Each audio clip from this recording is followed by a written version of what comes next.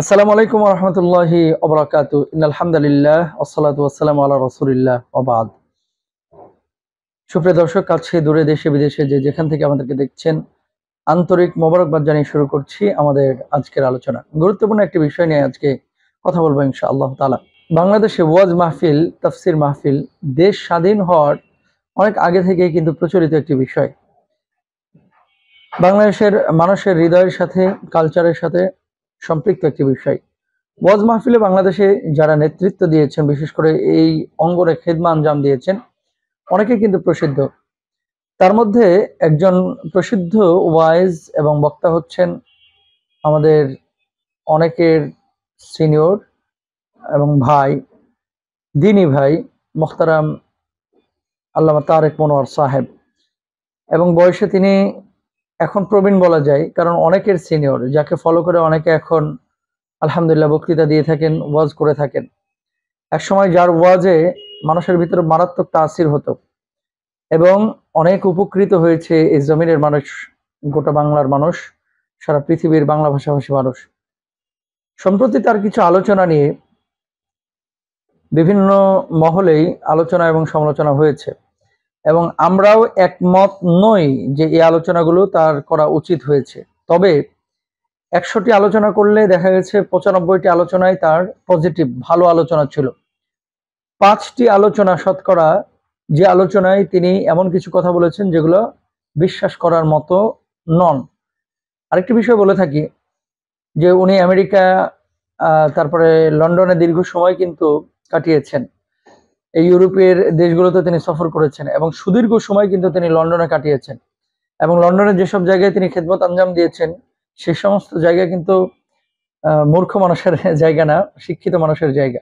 আমি যে বিষয়টি বলতে চাচ্ছি, উনার যে এই 5% আলোচনা যেগুলো নিয়ে সমালোচনা করছেন নাস্তিক মোরতাদরা অথবা সুশীল সমাজ, ভুল ভুল বলতেই হবে। যেখানে ভুল করেছেন সেই জায়গাটিকে ভুল বলতেই হবে এবং সেই জায়গাগুলো শুধরে নেওয়া, এটাই হচ্ছে জ্ঞানী মানুষের কাজ। আমার সাথে এক জায়গায় দেখা হয়েছিল রমজান মাসে। আমি ভাইকে বলেছিলাম যে সোশ্যাল মাধ্যমে আপনার বেশ কিছু লেকচার নিয়ে সমালোচনা হচ্ছে, এই বিষয়ে আপনি কোনো কিছু বলবেন কিনা বা এটা নিয়ে কোনো স্পষ্ট বক্তব্য দিবেন কিনা। সমস্যাটা তখন আমি যেটা বুঝেছিলাম যে ভাই আসলে ফেসবুক ফলোই করে না এবং ওনার ব্যক্তিগত আইডি ওইভাবে সক্রিয় না।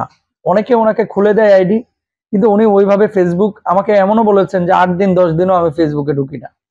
এবং আসলে বড়রা যারা এমন কাজ করেন, ওরা ফেসবুক ইউজ করেন কম, ইউটিউব ইউজ করেন কম, বিভিন্ন কাজে তারা ব্যস্ত থাকেন।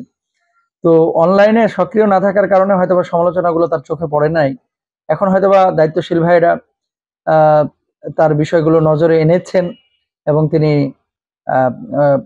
প্রকাশ্যে এই বিষয়গুলো নিয়ে জাতির সামনে তিনি তার ওয়াজাহাত পেশ করেছেন এবং ক্ষমাও চেয়েছেন।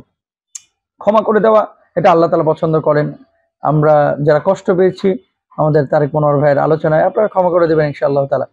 তবে আমাদের সমাজে একটা বিষয় হচ্ছে, নেগেটিভ আলোচনাগুলো বেশি হয়ে থাকে, পজিটিভ আলোচনাগুলো নিয়ে কিন্তু অতটা আলোচনা হয় না। টিকটক, ফেসবুক, রিলস, এই সমস্ত জিনিসে মানুষের দু একটি ভুল। আমার জীবনে কি কোনো ভুল নেই? আমার আলোচনা কি কোনো ভুল নেই? অবশ্যই ভুল আছে এবং মানুষ মাত্র ভুল হয়ে থাকে। ভুল কার হয় না? নবী আম্মি আলাইহিসসালাতু ওয়াসসালামের কোনো ভুল হয় না, ফেরেশতার কোনো ভুল হয় না, কিন্তু মানুষের তো ভুল হবেই। আদম আলাইহিসসালাতু ওয়াসসালাম গন্ধম খেয়ে পৃথিবীতে এসেছিলেন, তাই না? তো সেই জায়গায় ভুল হয়েছিল, আল্লাহ তাআলা ক্ষমা করেছেন। তো আমরা আসলে একটা মানুষের নেগেটিভ দিকগুলো নিয়ে বেশি আলোচনা না করে, ভুল যেগুলো হয়েছে এগুলো আমরা তাদের দৃষ্টি আকর্ষণ করব এবং তাদের কে নজরে নিয়ে আসার চেষ্টা করবো এবং তাদেরকে ডিরেক্ট বলবো যে আপনার এটা ভুল হচ্ছে। কিন্তু এটা নিয়ে একটা ব্যক্তির সারা জীবনের পরিশ্রম, ত্যাগ তিতিক্ষা সাধনা, ত্যাগ তিতিক্ষা সাধনা, এগুলোকে ধূলিসাৎ করে দেওয়া একটা মানুষের কিন্তু উচিত না। কাজের স্বীকৃতি দেওয়া উচিত। মিজানুর রহমান আজহারী ভাইকেও আপনারা অনেকে সমালোচনা করেছেন, পরবর্তীতে আবার কাছে টেনে নিয়েছেন। আলহামদুলিল্লাহ। আমরা চাই আলেমদের যদি দু একটি ভুল আপনারা দেখেন, আপনারা ক্ষমাসুলভ দৃষ্টিতে দেখবেন এবং কাছে টেনে নেবেন। আলেমদের পজিটিভ বিষয়গুলো নিয়ে আপনারা বেশি বেশি আলোচনা করবেন ইনশাআল্লাহ তাআলা। কারণ আপনাদের মৃত্যু, আমাদের মৃত্যু, আপনাদের ঈমান, আপনাদের আমল, আপনাদের আমাদের দৈনন্দিন জীবন, আমাদের কার্যক্ষেত্র কেমন হবে, বাস্তবিক জীবন, পারিবারিক জীবন, সামাজিক জীবন কেমন হবে, কোরআন সুন্নাহের আলোকে আলেমরাই কিন্তু আপনাদের সামনে পেশ করেন এবং জাহান্নামের আগুন থেকে মুক্তির জন্য নিজেরা চেষ্টা করেন, আপনাদেরকেও চেষ্টা করেন। আপনাদেরকেও মুক্ত করতে চেষ্টা করেন।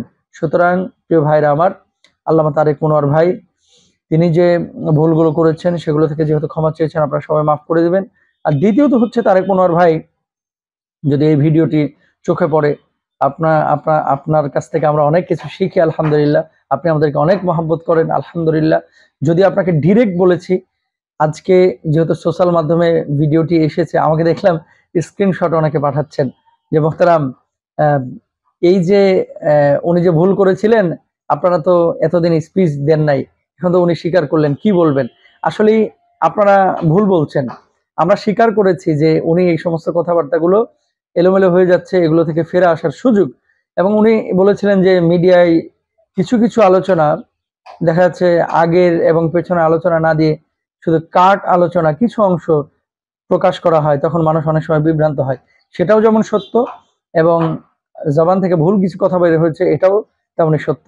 সুতরাং আমরা আমাদের ভাইকে আমাদের কাছে রাখবো, আমাদের হৃদয়ে রাখবো, এবং তাদের আলোচনা আমরা নিয়মিত শুনবো, ভালো দিকগুলো নিয়ে আমরা আলোচনা করব।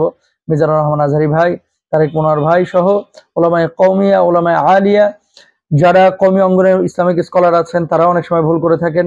তাদের বিষয়গুলো আমরা মাথায় রাখবো যে ছোটখাটো ভুল হতেই পারে, কিন্তু আলেমরা আমাদের রাহবার। আলিয়া মাদ্রাসার অনেক আলেমরা ছোটখাটো ভুল করে থাকেন, ভুল হতেই পারে, কিন্তু তারা আমাদের রাহবার। এমন যদি ভুল হয়ে থাকে যেটা আপনার ইমান থেকে আপনাকে খারিজ করে দেওয়ার জন্য চেষ্টা চালাচ্ছে, তখন আপনি তাকে আর অনুসরণ করবেন না। কিন্তু সামান্য সামান্য ভুলগুলোকে আপনারা এত বেশি বিবেচনায় নেবেন না, পজিটিভ দিকগুলো নিয়ে বেশি আলোচনা করবেন। আল্লাহ তাআলা তৌফিক দান করুন, আমিন। আসসালামু আলাইকুম ওয়া রাহমাতুল্লাহি ওয়া বারাকাতুহু।